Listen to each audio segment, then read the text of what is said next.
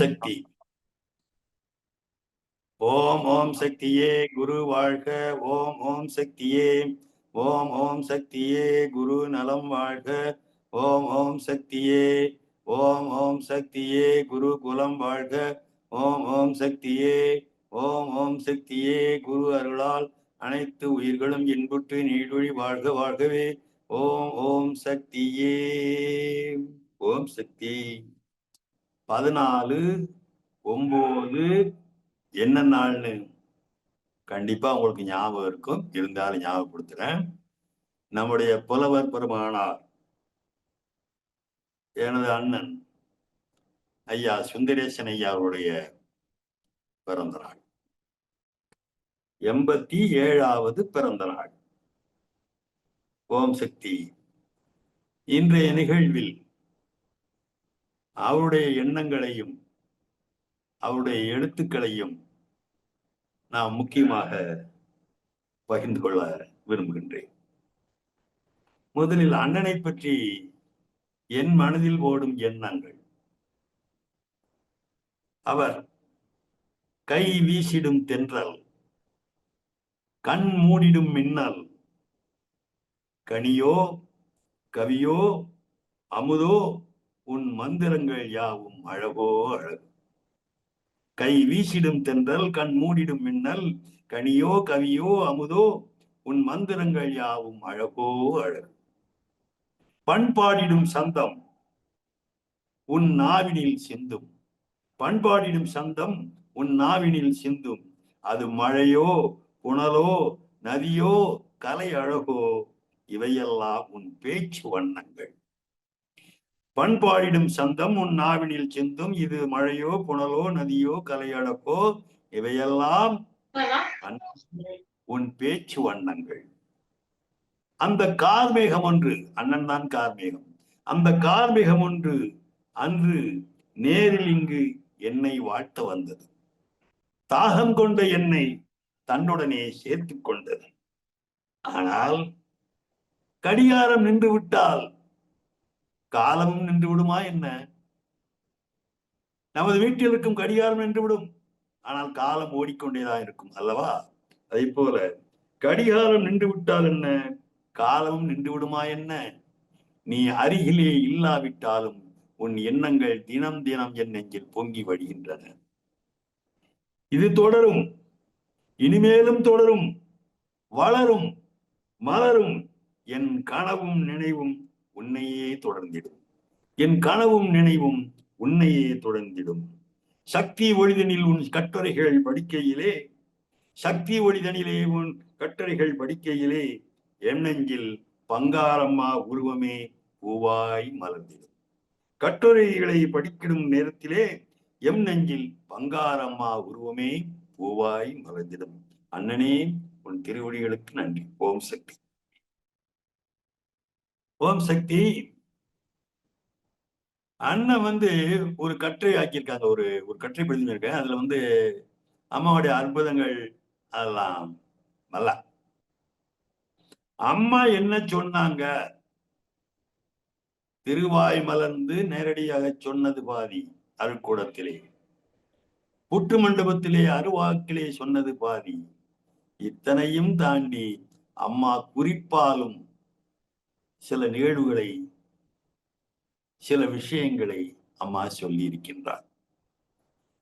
அதை சொன்னதும் சொல்லாததும் என்று தலைப்பிட்டு அண்ணன் அவர்கள் ஒரு கட்டுரையாக்கி தந்திருக்கிறார்கள். அந்த கட்டுரை 1992ஆம் ஆண்டு ஜூன் மாத சக்தி ஒளியிலே வெளிவந்திருக்கின்றது. பக்கம் 7லிருந்து 11 வரைக்கும். அதில் எந்தவித எழுத்தை கூட மாற்றாமல் நான் அப்படியே உங்களுக்கு தர விரும்புகின்றேன்.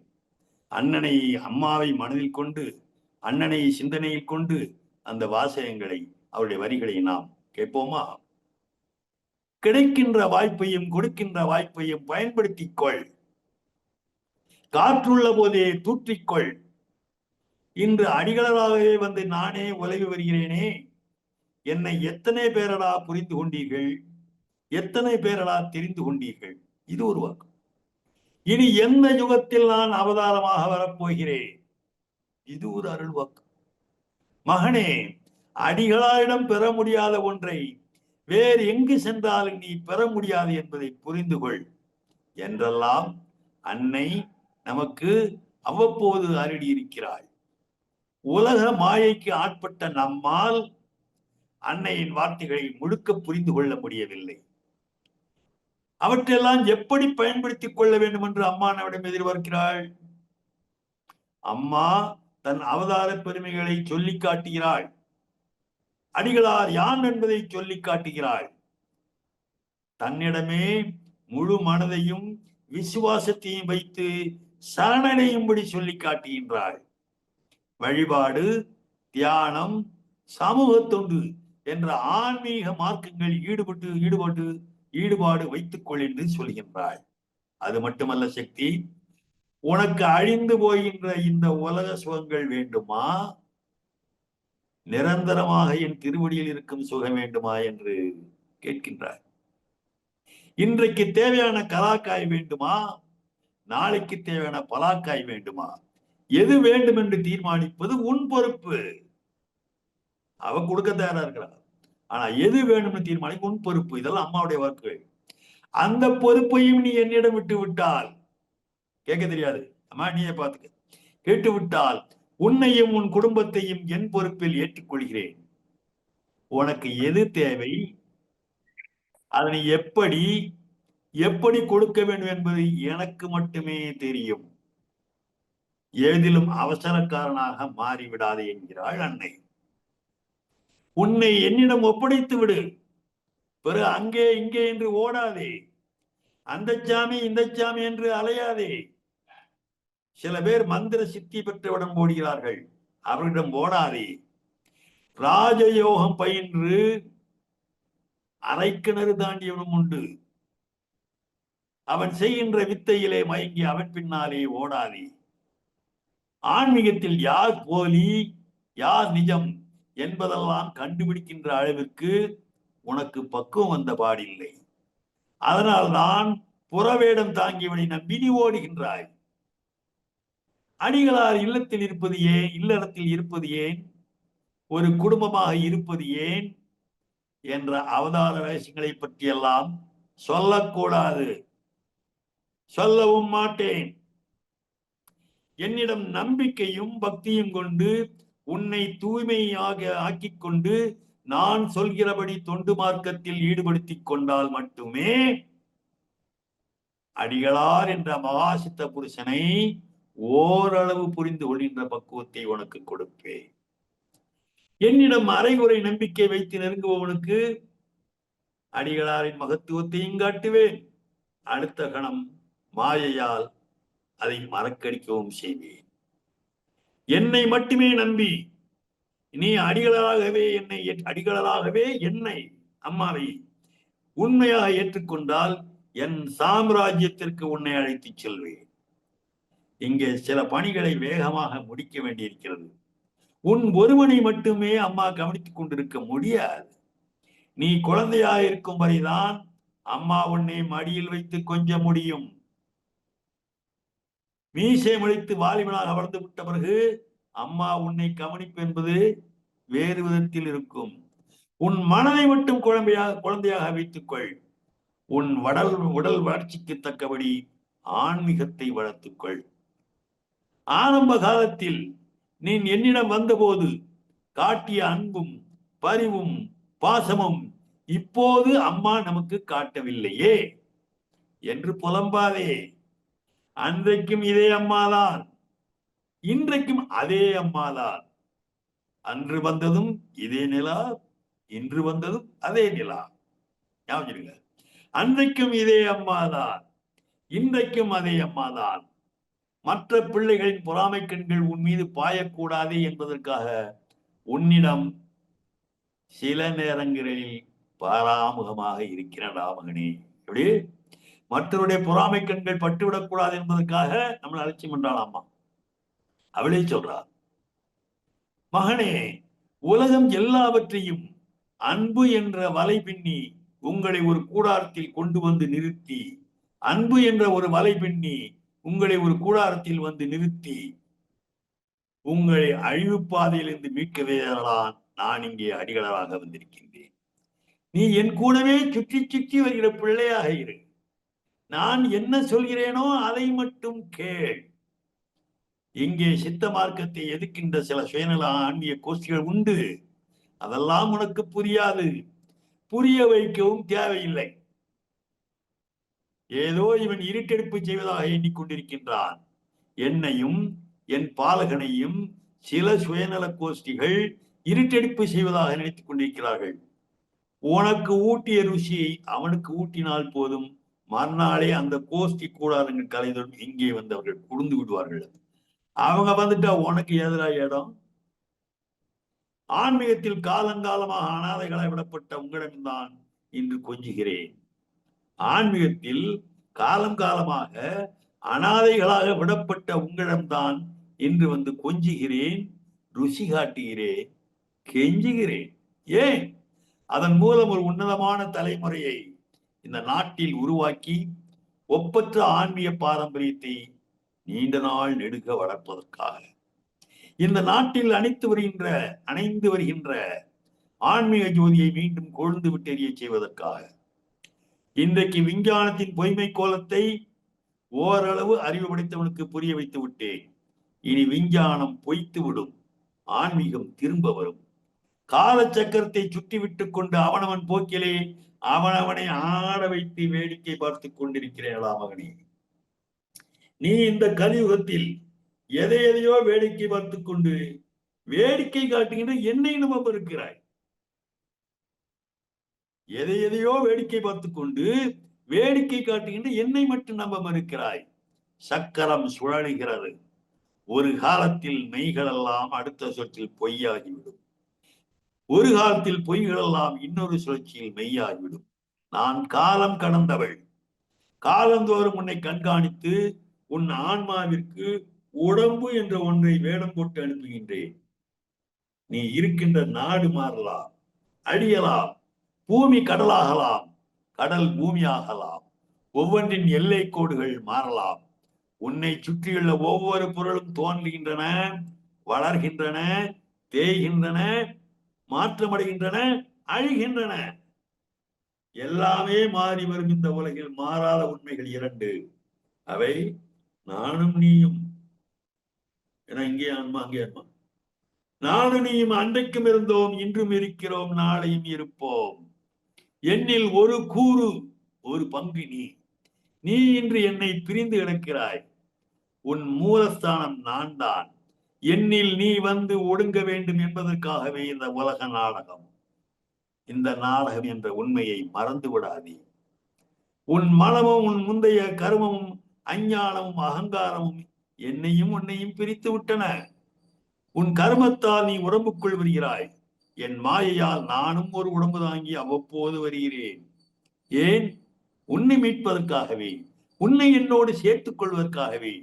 இனி நீ மீண்டும் பிறந்து அடிவதையெல்லாம் படாமல் இருப்பதற்காக. நீ உன் முன்னைய கர்மங்கள் காரணமாக பிறவிக்கு வருகிறாய். நான் என் மாயா சக்தியால் மீண்டும் ஒரு பிறவி தாங்கி வருகிறேன். யுகங்கள் தோறும் வருகிறேன். உன்னை மீட்க வருகிறேன். ஒவ்வொரு பெயர் தாங்கி வருகிறேன். அந்தந்த யுக தர்மத்திற்கு தக்கபடி வேடம் தாங்கி வருகிறேன். இன்றைய எனது வேடத்திற்கு பெயர் பங்காரு அடிகளார். ஒருபுறம் என் மகிமையையும் காட்டுகிறேன், அடுத்த கணம் என் மாயையால் மறக்கவும் பண்ணுகிறேன். அது புரிகிறதா? இந்த மாயை கடந்து வா. பார்க்கும் பொருளும் நானே, பார்க்கப்படும் பொருள்களும் நானே. உனக்கு சொல்ல வேண்டியதெல்லாம் சொல்லிவிட்டேன். உனக்கு கொடுக்க வேண்டிய வாய்ப்புகளை எல்லாம் கொடுத்து விட்டேன். ஒரு முறைக்கு பல முறை சிந்தனை செய் அப்படின்னு முடிச்சுட்டு, அம்மா சொன்னது மாதிரி முடிச்சுட்டு கீழே அம்மா என்ன போல குறிப்பு கொடுக்காருன்னா, இவற்றில் அம்மா சொல்லி காட்டியது பாதி, சொல்லாமல் குறிப்பால் உணர்த்தியது மீதி என்று சொல்லுகின்றாள். என்றாலும் அன்னையினுடைய அழகான அமுத மொழிகளை நமக்கு அண்ணன் இந்த கட்டுரையில் தந்திருக்கின்றார்.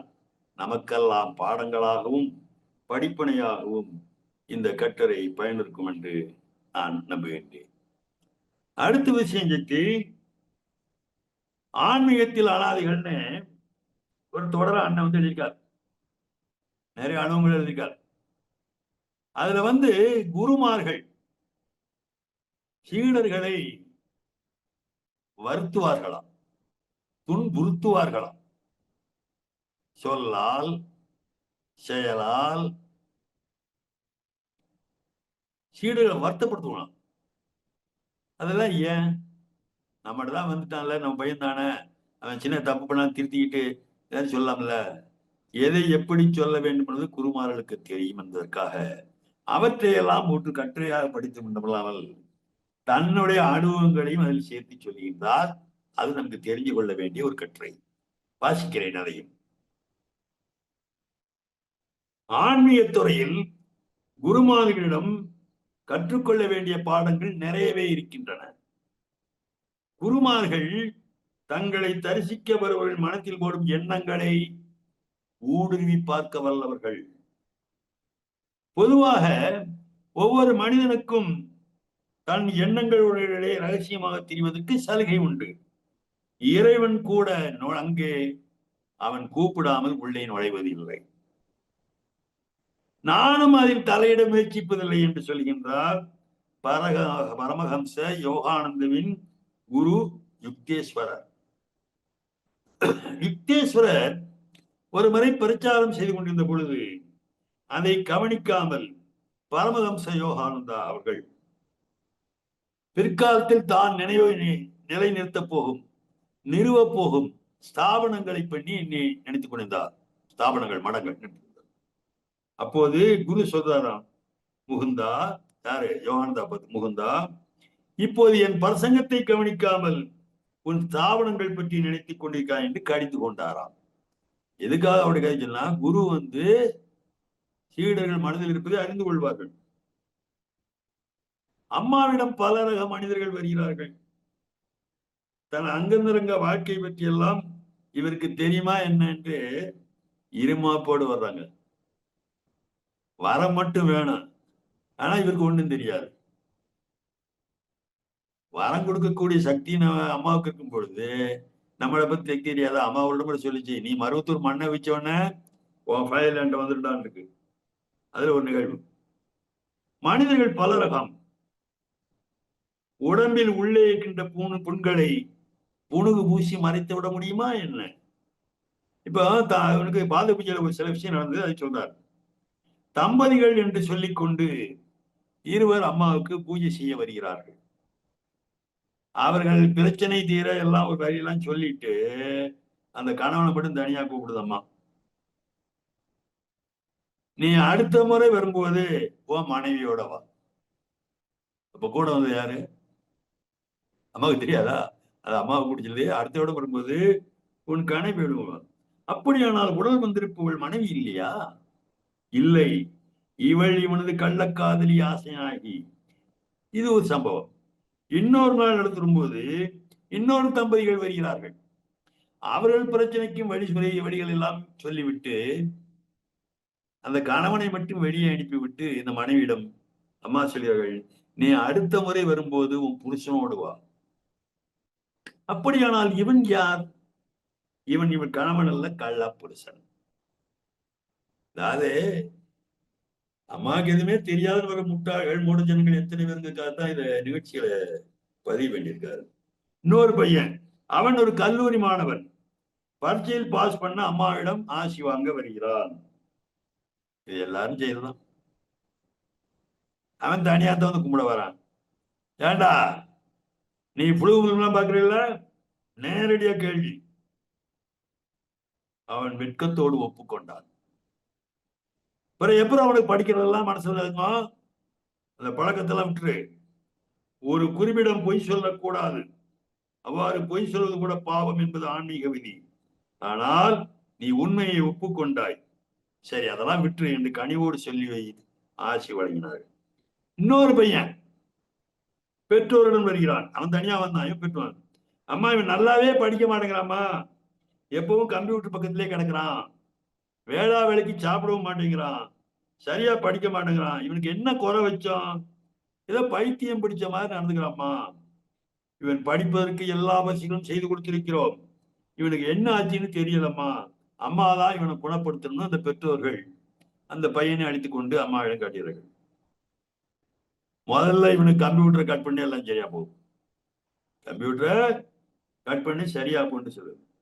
பெற்றோர்கள் என்னன்னா அம்மா சொல்லின்னு முடிக்கிறாங்க. அப்பதான் சொல்லுவாங்க, விஷயம் அதுதான், இரவு நேரம் முழுவதும் இன்டர்நெட்டில் ஆபாச படங்களையே பார்த்து வருகிறார், அவனால் மீள முடியவில்லை, அதனால அம்மா கம்ப்யூட்டர் கட் பண்ண பரிகாரம் சொல்லுச்சு.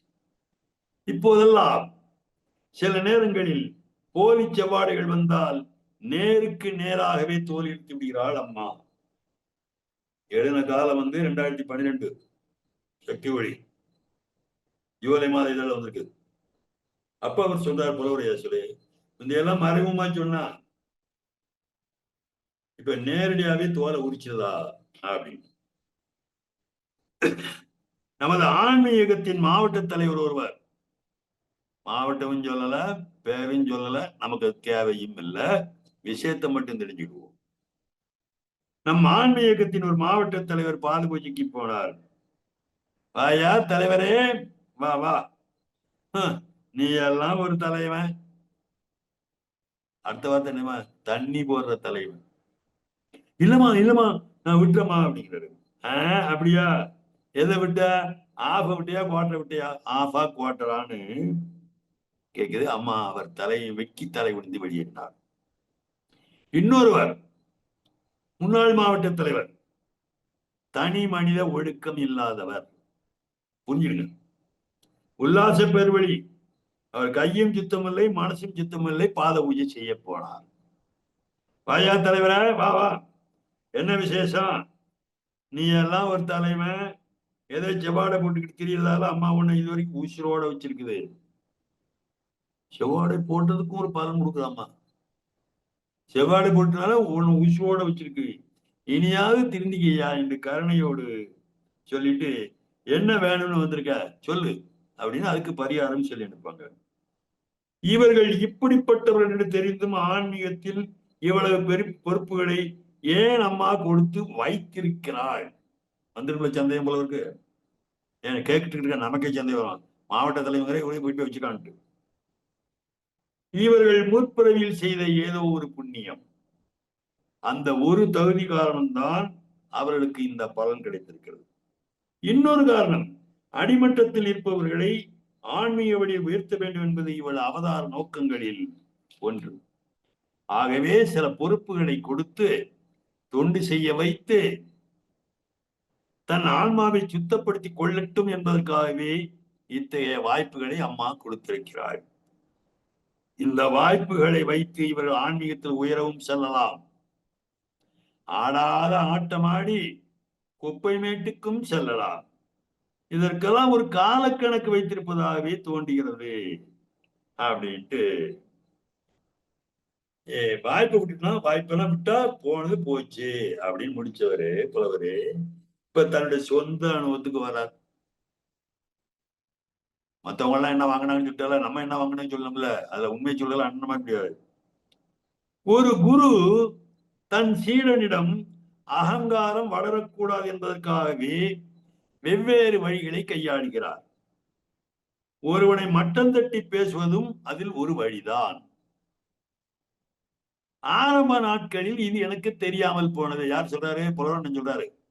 புலவர் தெரியலையா, அம்மா மட்டம் தட்டி இது ஒரு வழி, குரு கையாளுற வழின்னு தெரியலையா. ஆரம்ப நாட்களில் அருள் திரு அடிகளார் அவர்கள் எப்போது பார்த்தாலும் என்னை மட்டம் தட்டியே பேசுவார். அவர் மட்டம் தட்டி பேசுறதுனால பப்ளிக்கா நடுவர் மத்தியில மற்றவர்கள் என்னை இளக்காரமாக பார்க்க தொடங்கினார்கள். அண்ணனுடைய வார்த்தைகள் ஞாபகம். ஆரம்ப நாட்களில் அம்மாவின் அருள் வாக்குத்தான் எனக்கு சுகம் ஊட்டியது, போதையே ஊட்டியது. அந்த அருள் வாக்கில் நான் சொக்கி கிடந்தேன்.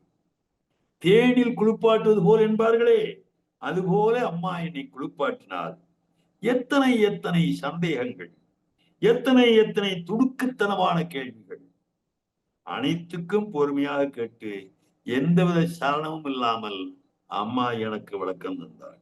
சரி, அருள்வாக்கு நோக்கி சொல்றார், மகனே, சக்தி ஒளிக்கு பணி செய்து கொண்டிருக்கிறாய் அல்லவா, அதற்கு மாதா மாதம் ரூபாய் 200 அறநிலையிலிருந்து பெற்றுக்கொள் அப்படிங்கிறார். 2012 பெற்றுக்கொள்ள சொல்லல, அதெல்லாம் காலத்துக்கு முன்னால 85 88 காலத்துல.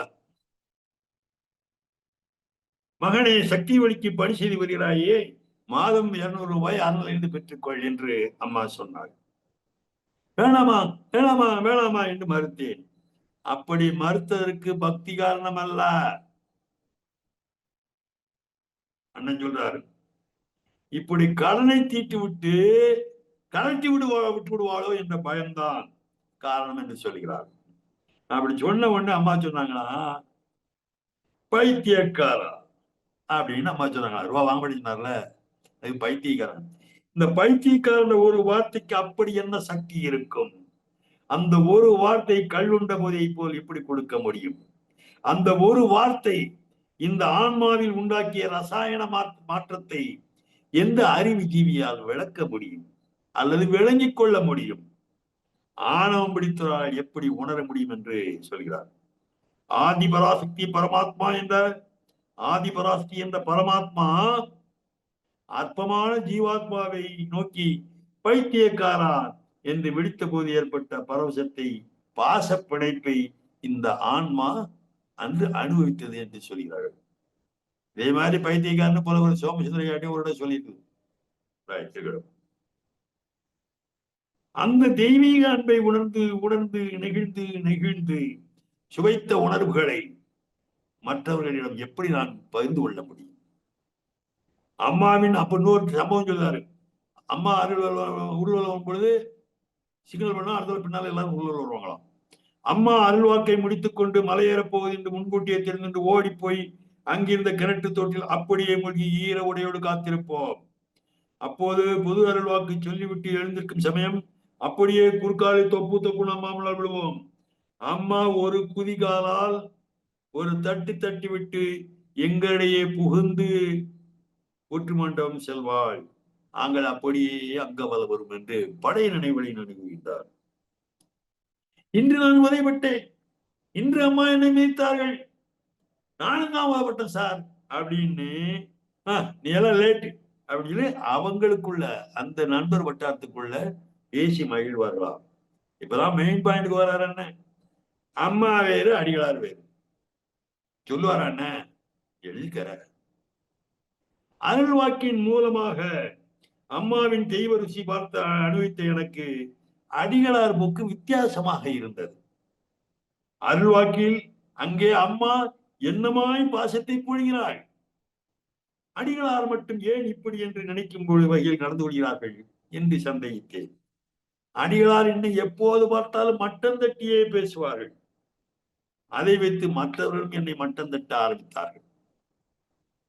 ஒரு முறை தொண்டர்கள் எல்லாம் அதில் திரு அடிகளார் ஆசி பெற வரிசையில் நின்றிருந்தோம். நானும் நின்றேன். அவர்களை போல் நானும் அம்மாவின் அடிகளார் காலடியில் விழுந்தேன். அவனும் காலில் விழுகிறான், அப்புறம் என் காலையே வாரி விடுறான், எனக்கே குழி பறிக்கிறான். நீ எப்படியோ குழி பறிக்கிறான்னு சொல்லல, காலை வாடுறான்னு சொல்லல, பொதுவா சொல்லுது. அவனவன் என் காலிலே விழுகின்றான், அப்புறம் என் காலையே வாரிகின்றான், எனக்கே குழி பறிக்கின்றான். நீ எப்படியோ அப்படின்னு என்னை பார்த்து அடிகளார் சொன்னது கேட்டு தொண்டர்கள் சிரித்தார்கள். எனக்கு அவமானமாக போய்விட்டது. நாம் எந்த கோஷ்டியிலையும் இல்லையே, அப்படி இருக்கும்போது நம்ம ஏன் அடிகளார் அவமானப்படுத்தி விட்டார் என்று எண்ணி எண்ணி மனம் அளித்தது. நமக்கு எதுக்கு இந்த பொல்லாப்பு? இது மருவத்தூருக்கே வர வேண்டாம், தொடர்பை துண்டித்துக் கொள்வோம், ஒதுங்கிக் கொள்வோம் என்று மனம் எண்ணியது. அம்மா தான் அடிகளார் தான். என்ன இருந்தாலும் அடிகளார் அம்மாவை விட முடியுமா? சக்தி எத்தனையும் அவருடைய வார்த்தைகள் வார்த்தைகள் வார்த்தைகள். அடிகளார் தயவில்லாமல் அம்மாவிடம் அருள்வாக்கு கேட்பது எப்படி? அடிகளார் அம்மா உடம்புலாம் ஒண்ணும் நேர போகுது. அம்மா எனக்கு உன்னை பிடிக்குது, உன் கோயில் பிடிக்குது, அங்கவலம் பிடிக்குது, அருள்வாக்கு பிடிக்குது, உன்னை பற்றிய கதைகளை ஊர் உலக சொல்ல பிடிக்குது. ஆனால் இந்த அடிகளாருக்கு மட்டும் என்னை பிடிக்கவில்லையே, ஏன் என்று உள்ளுக்குள் தவித்தேன், குமுறினேன். கடைசியாக ஒருமுறை அல்வாக்கு கேட்டுவிட்டு மருவத்தூர் தொடர்பை துண்டித்துக் கொள்ளவும் முடிவு செய்தேன். சில நாள் கழித்து அருள்வாக்கு கேட்க போனேன். அம்மா முன் அமர்ந்தேன். பாச மழையாக பொழிந்தாள். தேன் சுவை கொண்ட வார்த்தைகளில் நனைந்தேன். எல்லாம் என்னை கிறுக்க வைத்தன. நீ தொடர்ந்து வந்து கொண்டும் போய்கொண்டும் இரு. கட் பண்ண போயிருக்காரு. அம்மா சொல்லுது, நீ தொடர்ந்து வந்து கொண்டும் போய்கொண்டும் இரு. ஏன்னா அவர் செய்யாத வேலை பார்க்கிறார். அம்மா நீ எவ்வளவு பாசத்தோட பேசுறமா, இந்த அடிகளார் மட்டும் ஏமா என்ன மட்டம் தட்டுறாரு? எங்க ரிப்போர்ட்? ஆதிபராஜ் ரிப்போர்ட் புலவரையா. அம்மா எவ்வளவு பாசத்தோடு பேசுகிறாய், இந்த அடிகளார் மட்டும் ஏமா என்னை மட்டம் தட்டுகிறார் என்று அவமானப்படுத்தியது போல் பேசுகிறார் என்று அழுதி கண்ணீரும் வெம்மலும் கலந்து விட்டு விட்டு எப்படியோ அம்மாவிடம் சொல்லிவிட்டேன். அடப்பைத்தியக்காரா. மறுபடியும் அம்மா,